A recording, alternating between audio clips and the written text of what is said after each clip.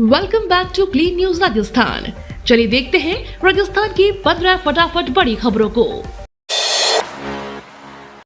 31 अगस्त को तय होगा राजस्थान के 17 नए जिलों का भविष्य।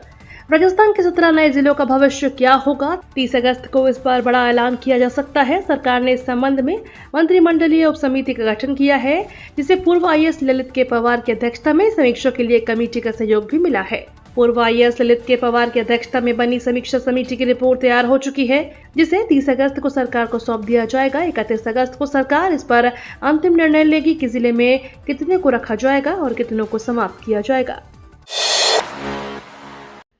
जोधपुर में सीएम भजनलाल ने की जन सुनवाई। राजस्थान के मुख्यमंत्री भजनलाल शर्मा ने रविवार को अपनी जोधपुर यात्रा के दौरान सर्किट हाउस में जन सुनवाई की। उन्होंने बड़ी संख्या में आए लोगों को आत्मीयता से मुलाकात कर उनकी परिवेदनाएं सुनी और अधिकारियों को उनके शीघ्र निस्तारण के निर्देश दिए। उन्होंने कहा कि राज्य सरकार गरीब, महिला, युवा एवं किसान सहित सभी वर्गों के कल्याण के लिए प्रतिबद्ध है। सीएम ने कहा कि राज्य सरकार विभिन्न योजनाओं और कार्यक्रमों के माध्यम से अंतिम छोर पर बैठे व्यक्ति तक विकास का लाभ पहुंचाने के लिए संकल्पित होकर कार्य कर रही है। इस दिशा में लगातार जन कल्याणकारी निर्णय लिए जा रहे हैं। पीएम मोदी ने राजस्थान हाई कोर्ट के प्लेटिनम जुबली कार्यक्रम को किया संबोधित। प्रधानमंत्री नरेंद्र मोदी राजस्थान हाई कोर्ट के प्लेटिनम जुबली कार्यक्रम में हिस्सा लेने के लिए रविवार जोधपुर पहुंचे। पीएम का विशेष प्लान जोधपुर सैन्य एयरबस पर करीब 4 बजे पहुंचा। यहां भाजपा के वरिष्ठ पदाधिकारियों ने पीएम की अगवानी की। इसके बाद पीएम राजस्थान हाई कोर्ट के प्लेटिनम जुबली कार्यक्रम के लिए रवाना हुए। राजस्थान हाई कोर्ट का प्लेटिनम जुबली कार्यक्रम शाम 4:30 बजे पर शुरू हुआ। पीएम मोदी ने राजस्थान हाई कोर्ट के संग्रहालय का वर्चुअल उद्घाटन किया। इसके बाद पीएम ने संबोधन की शुरुआत की। गांव में रहकर खेती से नवाचार करने वाले किसानों को मिलेगा सम्मान। उन्नत किसानों का हौसला बढ़ाने के लिए कृषि विभाग ने नवाचार किया है। विभाग द्वारा आत्मा योजना के तहत किसानों को सम्मानित किया जाएगा। जानकारों के अनुसार कृषि विभाग द्वारा 2024-25 में राज्य, जिला और पंचायत स्तर पर विभिन्न कृषि उद्यमों के श्रेष्ठ प्रगतिशील किसानों को पुरस्कृत किया जाएगा। इस योजना के तहत विभाग द्वारा प्रत्येक पंचायत समिति स्तर पर 5 किसानों को सम्मानित किया जाएगा। जयपुर शहर में यातायात व्यवस्था बाधित। कृष्ण जन्माष्टमी के कारण जयपुर में यातायात व्यवस्था बाधित होगी। श्री गोविंद देव जी मंदिर, 26 अक्षय पात्र मंदिर, इस्कॉन मंदिर में जनसभाओं को देखते हुए यातायात पुलिस ने यातायात की विशेष व्यवस्था की है। कृष्ण जन्माष्टमी के दौरान Chandpol gate, new gate, Ajmeri gate, Sanganeri gate, Ramganj Chaupar और जोरावर सिंह गेट से परकोटे में भारी वाहनों का प्रवेश निषेध रहेगा। इसके अलावा 4 दीवारी में संचालित होने वाली बसों के प्रवेश भी निषेध रहेंगे। इन बसों का संचालन समानांतर मार्गों से किया जाएगा। प्रधानमंत्री मोदी ने फिर किया सेक्युलर सिविल कोड का जिक्र। प्रधानमंत्री ने पिछले दिनों लाल किले से जिस सेक्युलर सिविल कोड का जिक्र किया था, उसे कल राजस्थान हाई कोर्ट की स्थापना के प्लेटिनम जुबली समारोह में प्रधानमंत्री नरेंद्र मोदी ने इस कार्यक्रम में फिर दोहराया। मोदी बोले, मैंने 15 अगस्त को लाल किले से सेक्युलर सिविल कोड की बात कही। इस मौके पर भले ही कोई सरकार पहली बार इतनी मुखर हुई हो, लेकिन हमारी जुडिशरी दशकों से इसकी वकालत करती आई है। उन्होंने यह भी कहा कि कश्मीर से आर्टिकल 370 हटाने का उदाहरण, देश के संवैधानिक एकीकरण का उदाहरण, सीएए जैसे कानूनों का उदाहरण हमारे सामने है। नवलखा महल पहुंचे सिक्किम के राज्यपाल ओम प्रकाश माथुर। नवलखा महल सांस्कृतिक प्रकल्प राष्ट्रोत्थान में सहायक है। ये विचार उदयपुर के गुलाब बाग स्थित नवलखा महल के विभिन्न प्रकल्पों का अवलोकन करने के दौरान सिक्किम के राज्यपाल ओम प्रकाश माथुर ने व्यक्त किए। उन्होंने कहा कि नवलखा महल वह पवित्र स्थल है जहां महर्षि दयानंद सरस्वती ने 6.5 माह विराज कर अपने अमर ग्रंथ सत्यार्थ प्रकाश का प्रणयन किया था। उन्होंने कहा कि मुझे आज नवलखा महल का अवलोकन करते हुए अत्यंत हर्ष की अनुभूति हो रही है। जिस स्थल पर महर्षि दयानंद सरस्वती ने 6.5 माह प्रवास किया, उस स्थल को आज विश्व पटल पर स्थापित कर दिया गया है। एसएससी जीडी 2025 का जल्द जारी होगा नोटिफिकेशन। अगर आप भी एसएससी जीडी कांस्टेबल की नौकरी पाने की ख्वाहिश रखते हैं तो जल्द ही खुशखबरी मिलने वाली है। कर्मचारी चयन आयोग जल्द ही सीएपीएफ, एनआईए, एसएसएफ में कांस्टेबल और असम राइफल्स परीक्षा 2025 में राइफलमैन के लिए नोटिफिकेशन जारी करने की उम्मीद है। नोटिफिकेशन जारी होने के बाद उम्मीदवार आयोग की आधिकारिक वेबसाइट पर जाकर देख सकते हैं।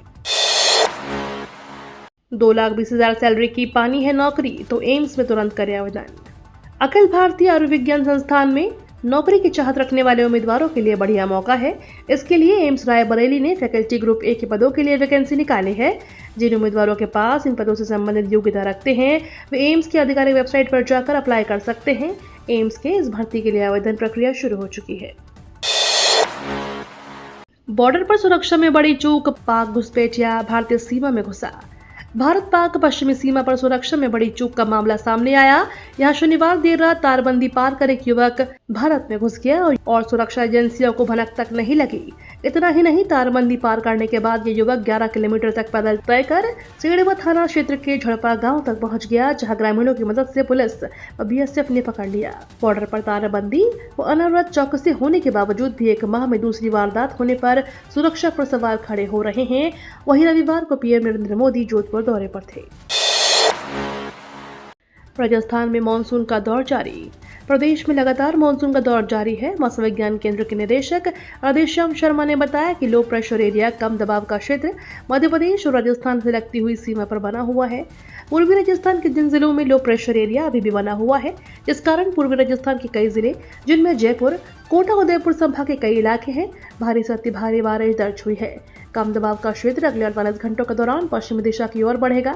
27 अगस्त को भी एक डीप डिप्रेशन सिस्टम बनेगा। कुल मिलाकर यह सिस्टम दक्षिण पूर्वी राजस्थान से आगे बढ़ते हुए सौराष्ट्र कच्छ की ओर आगे बढ़ेगा। 29 अगस्त के करीब सिस्टम अरब सागर में खाड़ी में पहुंचेगा। श्री कृष्ण जन्माष्टमी, गणेश चतुर्थी, ईद मिलादुन नबी की शुभकामनाएं। मन की बात में पीएम मोदी ने श्री कृष्ण जन्माष्टमी, गणेश चतुर्थी, ईद मिलादुन नबी, ओणम और तेलुगु भाषा दिवस की बधाई दी। साथ ही उन्होंने पेरिस पैरा ओलंपिक में जाने वाले खिलाड़ियों को शुभकामनाएं दी और उनको प्रोत्साहित करने की बात कही। इसके अलावा उन्होंने बारिश के मौसम में सावधानी बरतने के साथ कैच द रेन मूवमेंट के जरिए एक पेड़ मां के नाम अभियान के लिए भी अपील की। सरकारें आती जाती रहेंगी, नारी के सम्मान की रक्षा हमारा दायित्व। महाराष्ट्र के कार्यक्रम में पहुंचे पीएम मोदी ने देश भर में हो रही रेप की घटनाओं पर चिंता जताई। उन्होंने कहा कि आज देश का हर राज्य अपनी बेटियों की पीड़ा और गुस्से को समझ रहा है। मैं देश के हर राजनीतिक दल और राज्य सरकार से कहूंगा कि महिलाओं के खिलाफ अपराध अक्षम्य हो, दोषी कोई भी हो, बचना नहीं चाहिए। सरकारें आती जाती रहेंगी, नारी के सम्मान में गरिमा और उनके जीवन की रक्षा का दायित्व हमारा है। मोदी सरकार की युवा विरोधी नीतियां, नौकरियों का पड़ा अकाल। कांग्रेस अध्यक्ष मल्लिकार्जुन खड़गे ने नौकरियों को लेकर मोदी सरकार पर निशाना साधा है। उन्होंने कहा कि मोदी सरकार की युवा विरोधी नीतियों के चलते देश में नौकरियों का अकाल पड़ गया है। बैंक ऑफ बड़ौदा की ताजा रिपोर्ट बताती है कि केवल 2022-23 में ही देश की 375 कंपनियों में से 2,43,000 नौकरियां घट गई। हमारे युवा कुछ मुट्ठी भर नौकरियां पाने के लिए लाखों की तादाद में चक्कर काट रहे हैं। हिंदुस्तान का ऑर्डर आ चुका है, जाति जनगणना का आदेश भी लागू करें। जाति जनगणना को लेकर कांग्रेस नेता राहुल गांधी ने मोदी सरकार को एक बार फिर से घेरा है। राहुल ने एक सर्वे का फोटो शेयर करते हुए एक्स पर लिखा, मोदी जी, अगर आप जाति जनगणना को रोकने के बारे में सोच रहे हैं तो आप सपना देख रहे हैं। कोई शक्ति अब इसे रोक नहीं सकती। हिंदुस्तान का ऑर्डर आ चुका है। जल्द ही 90% भारतीय जाति जनगणना का समर्थन और मांग करेंगे। ऑर्डर अभी लागू कीजिए या आप अगले पीएम को ये करते देखेंगे। ये तो थी राजस्थान की बड़ी खबरें। रोजाना सबसे पहले अपडेट पाने के लिए क्लीन न्यूज राजस्थान को अभी सब्सक्राइब करें।